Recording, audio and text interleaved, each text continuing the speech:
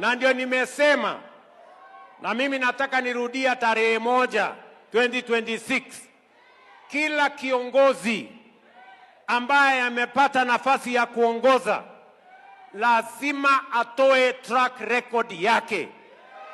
Mimi nawauliza watu wa Kakamega, huku Kakamega mnachagua MCA kwa sababu ya sura? Mnachagua mjumbe kwa sababu ako na ndevu? Mnachagua yule governor kwa sababu ya hairstyle? Si kila mtu anachaguliwa na ile kazi amefanya? Kama ni mtu ni mzembe, amekuwa uongozi miaka 5, miaka 10, miaka 20 na hakuna chochote amefanya, si huyo ni mtu wa kusafirishwa mbio mbio aende nyumbani? Ama namna gani Kakamega bwana? Tunaelewana? Kila kiongozi akuje na rekodi yake. Ama namna gani?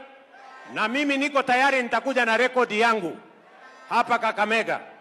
Ndio niliwauliza wale majamaa ninashindana na wao juzi, wawache maneno matupu, watafute sera, watafute mpango, watafute maono. One term Kasongo must go haitoshi. Hawa wananchi wanataka kujua barabara gani umejenga hapa Kakamega. Wanataka kujua wananchi wangapi umewaunganishia stima Kakamega. Affordable housing umejenga nyumba maji hapa, nyumba ngapi hapa Kakamega? Ama namna gani bwana?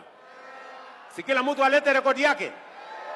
Kama mtu ni bure si aende nyumbani. Kwa hivyo wale majamaa nimewauliza maswali. Unajua niliwauliza maswali juzi, wakasema ati mimi nawaonea. Mwingine nilimwambia miaka yako ni 50, akasema hapana ni 40. Sasa nimemuuliza na hii 40 umefanya nini? Hata barabara ya kwenda kwake hajafanya.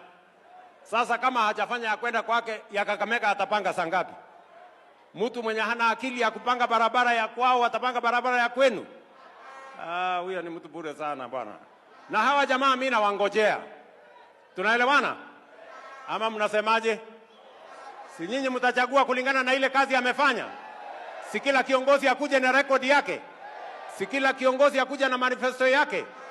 Kila mtu ajitetee? Si nyinyi ndio mnajua nani amefanya nani hajafanya? Kakamega hoye! Kakamega hoye! Mnasema tuko tayari? Kwa hivyo nyinyi Kakamega mnasemaje? Ati Kakamega mnasemaje? Ati Kakamega mnasemaje? Na nyinyi mnasemaje? Na nyinyi mnasemaje?